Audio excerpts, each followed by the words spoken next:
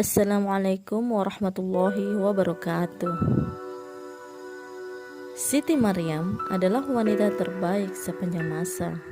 Allah Subhanahu wa taala berfirman dalam Quran surah Al-Imran ayat 42 yang artinya, "Dan ingatlah ketika malaikat Jibril berkata, 'Hai Maryam, sesungguhnya Allah telah memilih kamu, mensucikan kamu dan melebihkan kamu atas segala wanita di dunia yang semasa dengan kamu.'" Siti Maryam adalah pemuka kaum wanita di surga. Dari Aisyah radhiyallahu anha bahwa Rasulullah bersabda, pemuka wanita ahli surga ada 4, yakni Maryam binti Imran, Fatimah binti Rasulullah sallallahu alaihi wasallam, Khadijah binti Khalid, dan Aisyah.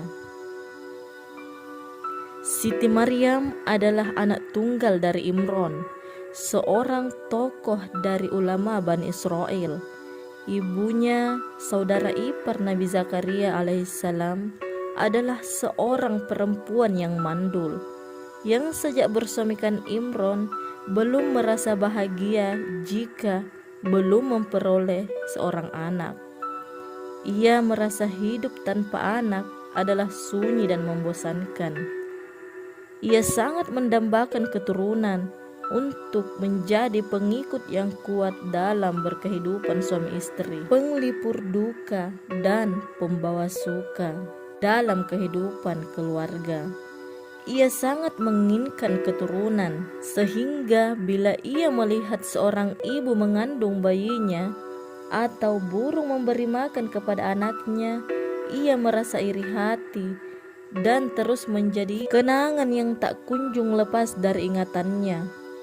Tahun demi tahun berlalu, usia makin hari makin lanjut, namun keinginan tetap tinggal keinginan, dan idam-idaman tetap tidak menjelma menjadi kenyataan.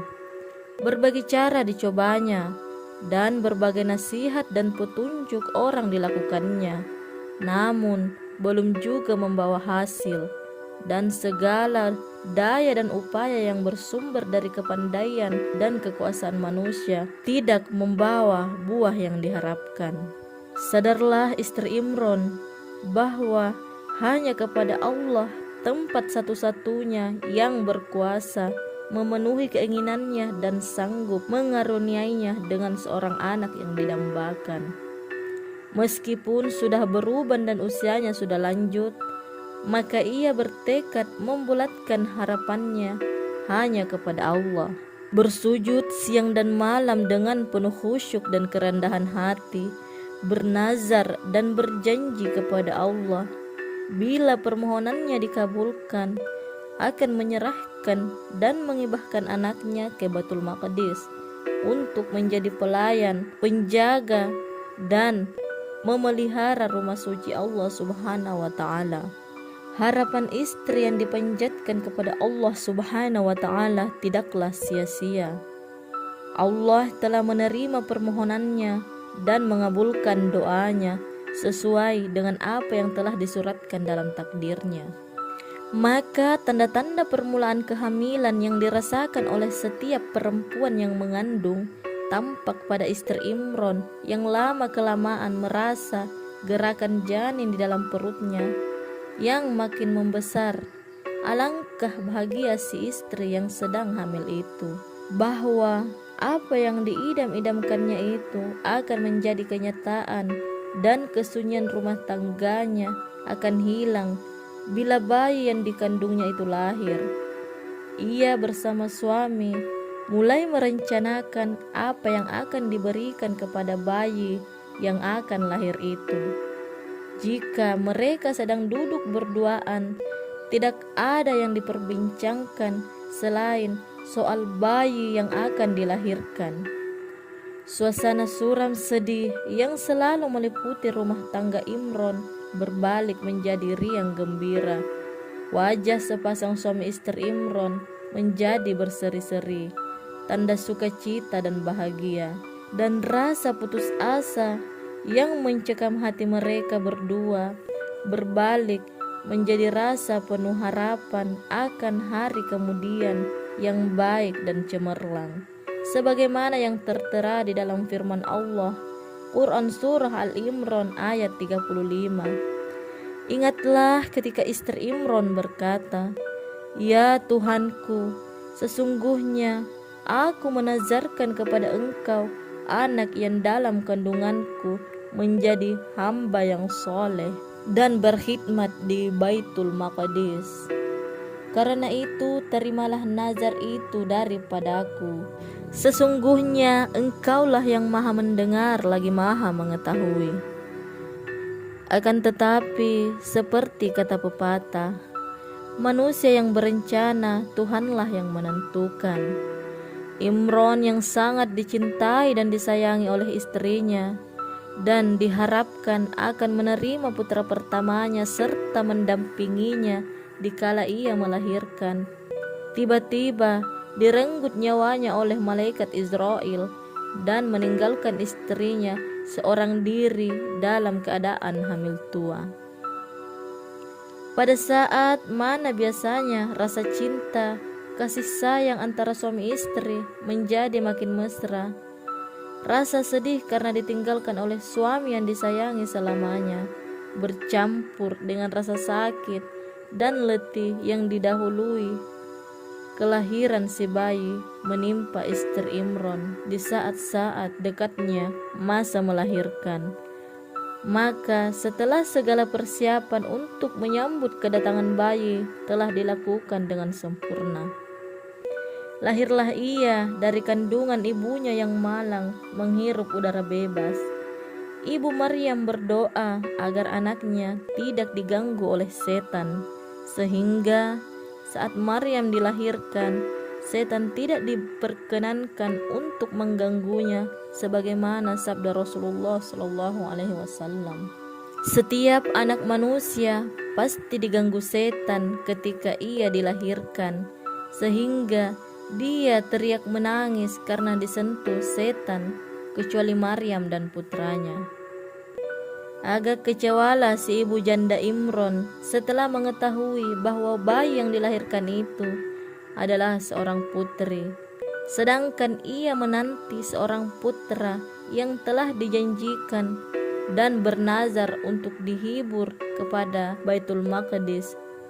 Dengan nada kecewa dan suara sedih, berucaplah ia seraya menghadapkan wajahnya ke atas, "Wahai Tuhanku, aku telah melahirkan seorang putri, sedangkan aku bernazarkan akan menyerahkan seorang putra yang lebih layak menjadi pelayan dan pengurus Baitul Maqdis. Allah akan mendidik putrinya Siti Maryam dengan pendidikan yang baik dan akan menjadikan Zakaria iparnya dan bapak saudara Maryam sebagai pengawas dan pengasuhnya." Pada suatu malam yang sunyi, Maryam dibawa ke Baitul Maqdis oleh ibunya Hannah. "Aku serahkan anakku ini kepada Tuhannya. Sebelum ini aku sudah bernazar untuk menyerahkan anakku menjadi hamba abdi di rumah suci ini," kata Hannah kepada pendeta di situ. "Baiklah, kami akan menjaga anakmu ini," balas pendeta-pendeta tersebut. Setelah Hannah pulang, tinggallah Maryam di tempat suci itu. Ramai pendeta berebut untuk memelihara Maryam. Berbagai alasan diberi mereka agar dapat mengasuh Maryam. Pendeta yang paling tegas sekali ialah Nabi Zakaria alaihissalam. Baginda menyatakan bahwa baginda mempunyai hubungan kekeluargaan dengan keluarga Imron, yaitu keluarga Maryam. Semua pendeta tidak mau mengalah. Mereka sepakat membuang pensil masing-masing ke dalam sungai. Pensil siapa yang tidak tenggelam, maka dialah yang berhak menjaga Maryam. Walhasilnya, pensil Nabi Zakaria sajalah yang tidak tenggelam. Maka Maryam diserahkan kepada Nabi Zakaria. Nabi Zakaria memelihara Maryam dengan penuh kasih sayang dan dijaga seperti anaknya sendiri. Rasa cinta dan kasih sayang Zakaria terhadap Maryam sebagai anak saudara istrinya yang ditinggalkan ayahnya, meningkat menjadi rasa hormat dan takzim tatkala terjadi suatu peristiwa yang menandakan bahwa Maryam bukanlah gadis biasa sebagaimana gadis-gadis yang lain, tetapi ia adalah wanita pilihan Allah untuk suatu kedudukan dan peranan besar di kemudian hari. Pada suatu hari, tatkala Zakaria datang, sebagaimana biasa mengunjungi Maryam, ia mendapatinya lagi berada di mihrabnya, tenggelam dalam ibadah, berzikir dan bersujud kepada Allah.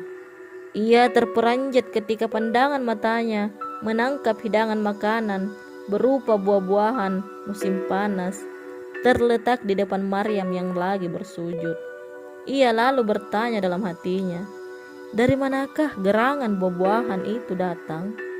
Padahal mereka lagi berada pada musim dingin, dan setahu Zakaria tidak seorang pun selain dari dirinya yang datang mengunjungi Maryam. Maka ditegurlah Maryam tatkala selesai ia bersujud dan mengangkat kepalanya. Wahai Maryam, dari manakah engkau memperoleh rezeki ini? Padahal tidak seorang pun mengunjungimu, dan tidak pula engkau pernah meninggalkan mihrabmu. Selain itu, buah-buahan itu adalah buah-buahan musim panas yang tidak dapat dibeli di pasar dalam musim dingin ini. Maryam pun menjawab, inilah pemberian Allah kepadaku, tanpa aku berusaha atau meminta. Dan mengapa engkau merasa heran dan takjub? Bukankah Allah yang maha berkuasa memberikan rezekinya kepada siapa yang dia kehendaki dalam bilangan yang tidak ternilai besarnya? Demikianlah Allah memberikan tanda pertamanya sebagai mukjizat bagi Maryam, gadis suci yang dipersiapkan olehnya untuk melahirkan seorang nabi besar yang bernama Isa Al-Masih bin Maryam, sebuah nama yang indah yang diberikan oleh Allah Subhanahu wa Ta'ala. Melihat kepada kepribadian Maryam yang mulia itu, Nabi Zakaria berharap agar dirinya juga dikaruniakan cahaya mata, dan Allah telah mengabulkan doa Nabi Zakaria. Istri Nabi Zakaria yang sudah tua itu pun mengandung. Nabi Zakaria sungguh gembira apabila dikaruniakan seorang anak lelaki. Anak itu diberi nama Yahya. Yahya adalah salah seorang nabi Allah. Maryam terus membesar menjadi seorang wanita salihah yang amat dihormati. Beliau amat suci dan menjadi contoh kepada semua orang lain. Maryam juga merupakan seorang perempuan yang sangat mulia. Beliau amat taat dalam melaksanakan perintah Allah dan senantiasa menjauhi perbuatan maksiat dan dosa. Setiap hari dilaluinya dihabiskan untuk beribadah kepada Allah sebagai memenuhi syarat ibu Maryam serta menunaikan nazar kepada beliau mengandungkan Maryam dahulu. Maryam diletakkan di dalam biara di dalam Masjidil Aqsa. Di sanalah beliau menumpukan ibadat kepada Allah Subhanahu wa Ta'ala. Kesucian beliau terpelihara karena beliau tidak pernah keluar dari biliknya, apalagi untuk dilihat dan disentuh oleh mata-mata lelaki. Oleh memuji Maryam dengan wanita yang benar, Allah Ta'ala berfirman, Al-Masih putra Maryam itu hanyalah seorang rasul yang sesungguhnya telah berlalu sebelumnya beberapa rasul, dan ibunya seorang yang sangat benar. Maryam sangat menjaga kesucian dirinya. Ia tidak sembarangan berdekatan dengan laki-laki yang bukan mahramnya. Ia tidak menggoda laki-laki dan juga menjauhi godaan mereka. Apakah wanita tergoda dengan laki-laki? Iya, karena secara naluri wanita pun memiliki ketertarikan kepada laki-laki. Dan wanita yang baik adalah yang menjaga diri untuk membuat laki-laki tergoda dan menjaga diri dari godaan laki-laki. Pernah suatu ketika Jibril datang kepada Maryam. Datang dalam bentuk fisik yang sempurna, namun Maryam tetap menjaga dirinya.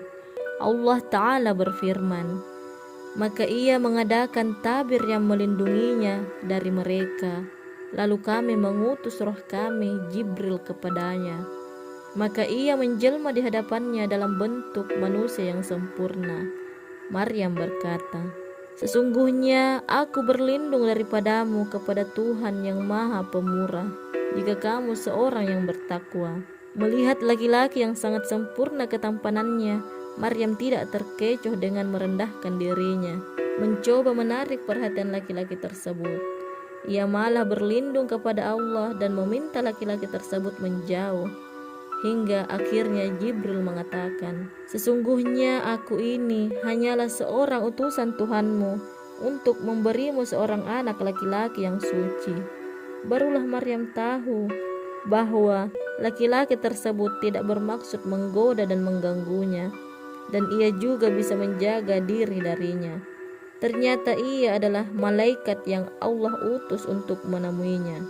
Berdekatan dengan Gunung Pion di Efesus, Turki, di sana juga terletaknya sebuah gunung yang tinggi disebut Gunung Koresos. Tingginya gunung itu adalah kurang lebih 420 meter dari permukaan laut. Di atasnya dikatakan terdapat sebuah biara kecil yang bermihrab dan atapnya berkubah. Dikatakan tempat terakhir bagi Siti Maryam binti Imran beribadah dan bertahanut kepada Allah. Selepas anaknya Nabi Isa Al-Masih diangkat oleh Allah ke langit, jenazah beliau juga dikatakan telah dimakamkan di dalam biara tersebut, di tempat sujudnya, di bawah mihrabnya. Setiap tahun dikatakan banyak peziarah yang kebanyakan terdiri dari para penganut yang beragama Islam dan Kristen. Mereka mendaki gunung tinggi ini semata-mata untuk berziarah dan berdoa kepada Allah untuk mengharapkan kesejahteraan Maryam, khususnya pada tanggal 15 Agustus setiap tahun. Dikatakan tanggal wafatnya Siti Maryam. Mihrab yang dibangun Nabi Zakaria bersama dengan keponakannya Yusuf, sang tukang kayu, memiliki 7 pintu dan 7 kunci. Di dalam mihrab yang berlapis 7 pintu dan 7 kunci inilah Maryam menghadap Allah seorang diri. Ada 7 macam pintu. Pintu pertama bernama Al-Aman. Dia adalah pintu awal waktu subuh, waktu fajar belum terbit, saat bintang Venus belum tenggelam, ketika burung-burung sebentar lagi akan bangun. Maka ketika semua orang lelap dalam tidur dan lekat dengan tempat tidurnya, Nabi Zakaria pun membuka ketujuh pintu dengan khusyuk berdoa. Pintu-pintu inilah gerbang utama Baitul Maqdis. Segepok kunci di tangannya, lafaz basmalah pada lidahnya, dengan asma Allah yang Maha Pengasih dan Penyayang. Nabi Zakaria membuka semua pintu satu demi satu. Inilah bukti kehati-hatiannya. Ia laksana tukang kebun yang sedang merawat tanaman bunga-bunganya. Setelah membuka pintu dengan bacaan basmalah, Zakaria alaihissalam tertegun memandangi arah asrama yang terletak di sebelah timur mihrab, tempat para santri bertempat tinggal. Suara para santri pun terdengar. Sebelum terbit fajar, sebagian santri telah memulai kembali ke asrama. Mereka adalah santri juru tulis dari segala usia. Sebagian mereka telah lelap dalam tidur. Namun bagaimana halnya dengan Nabi Zakaria? Ia tidak pernah tidur. Malam-malamnya lebih terang daripada siang hari. Nabi Zakaria sendiri dalam keheningan malam, saat orang-orang yang berhati jahat sudah lelap, Nabi Zakaria melewatkan waktu seorang diri. Meskipun ada juga beberapa orang yang benar-benar telah ditempa jiwanya, yaitu yang setia pada ajaran tauhid. Jumlah mereka sangat sedikit dibandingkan jumlah orang-orang jahat. Suara mereka yang baik ini pun terdengar begitu lemah dalam hiruk-pikuk kerusuhan dunia yang sedang melanda. Di luar, semua orang ini adalah lebih dari 4.000 santri Nabi Zakaria, dan di antara mereka ada seorang Maryam. seorang yang tidak mungkin dibandingkan dengan ke-4.000 santri yang telah dikurbankan di jalan Allah, baik dalam ilmu, akhlak maupun ketakwaan. Meskipun mereka semua juga berjuang dengan sekuat tenaga dan pikiran untuk menjadi yang terbaik dalam mengabdi di jalan Allah. Pada pagi menjelang fajar ini, kebanyakan mereka sedang tidur. Nabi Zakaria dengan jiwa seorang ayah berjalan dengan penuh hati-hati. Ia melepaskan terompah kayunya agar tidak menimbulkan suara yang dapat mengganggu para santri itu. Ia akan berjalan pelan sampai tiba di pelataran masjid bagian dalam. Begitulah seorang Zakaria. Ia adalah ayah bagi semua orang, sosok yang dengan lemah lembut hati tidak ingin mengganggu tidur para santrinya, karena waktu subuh masih beberapa saat. Apalagi mereka baru saja menyelesaikan pelajaran yang sangat berat. Di pelataran bagian dalam masjid yang berbentuk segi empat itu, ada 99 kamar kecil yang melingkari masjid. Di sebelah barat dan selatan, disitulah tempat para santri bertempat tinggal dan menimbah ilmu. Di sebelah utara masjid terdapat ruang khusus, tempat para guru agung memberikan pelajaran. Sementara itu, aula berkubah suci, tempat menyimpan benda-benda peninggalan suci, berada di sebelah timur. Wanita sama sekali dilarang memasukinya. Di tempat inilah benda-benda suci seperti tempat pena, tempat tinta kaligrafi, pena yang terbuat dari berbagai jenis kayu, peninggalan Nabi Sulaiman, Daud, Oser, dan Daniel disimpan.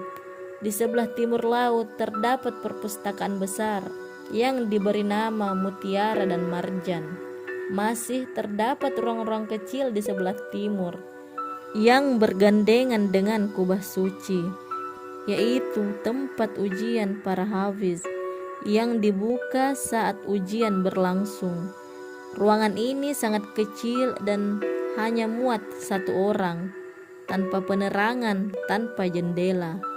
Jumlahnya mencapai 40 para santri ditempa dalam keadaan gelap dan dilarang menyalakan lentera. Siang hari hanya ditemani cahaya yang remang-remang, sementara di malam hari gelap gulita. Terdapat pula sebuah mihrab dengan ketinggian 7 tataran tangga batu marmer. Disitulah Maryam tinggal. Selain Nabi Zakaria, tidak ada orang pun yang boleh membuka pintu mihrab. Namun, ketika Nabi Zakaria sudah begitu lemah karena usia, Yusuf sang tukang kayu sering menyertainya untuk membawa keranjang tempat makanan, pakaian, dan perlengkapan lain. Setiap masuk subuh, Nabi Zakaria selalu membuka pintu berlapis 7 itu. Saat sore sebelum matahari tenggelam, ia kembali menguncinya dengan 7 lapis pintu, 7 macam kunci, dengan membaca basmalah. Nabi Zakaria membuka kunci yang pertama. Tuhanku, semoga Engkau berkenan melimpahkan keamanan kepada kami, dan lapangkanlah hati kami, tanamkanlah rasa aman di dalam hati kami, limpahkanlah kepadaku kemampuan dengan jerih payahku untuk melindungi anak yatim yang telah diamanahkan ini. Sungguh ia adalah mutiara yang selalu memanjatkan zikir dalam rumah cangkangnya. Tuhan, Engkau adalah yang maha mendengar lagi maha mengetahui. Limpahkanlah keamanan kepada kami. Hati Nabi Zakaria terasa pedih saat berada di depan pintu pertama ini. Ia mengingat 2 sahabat yang telah pergi ke alam baka dengan hanya selang beberapa hari, Hannah dan Imron. Kedua orang tua Maryam yang selama hidup telah menunjukkan kesetiaan yang begitu besar dalam memperjuangkan kebaikan. Dan Maryam adalah berita baik dari langit yang selalu mereka perjuangkan sampai akhir hayatnya. Maryam adalah kenangan, tanda bagi kedua orang tuanya, serta cahaya dan nur yang membelah kegelapan malam. Ia juga tanda bahwa kelak akan turun seorang nabi bernama Isa, sang kalamullah, laksana sungai yang menjadi tanda bahwa lautan ada. Wallahu a'lam. Sahabat-sahabat muslim yang dirahmati Allah Subhanahu wa taala, demikian pembahasan kali ini tentang Siti Maryam. Semoga menambah wawasan kita bahwa beliau adalah wanita suci dan terhormat. Wassalamualaikum warahmatullahi wabarakatuh.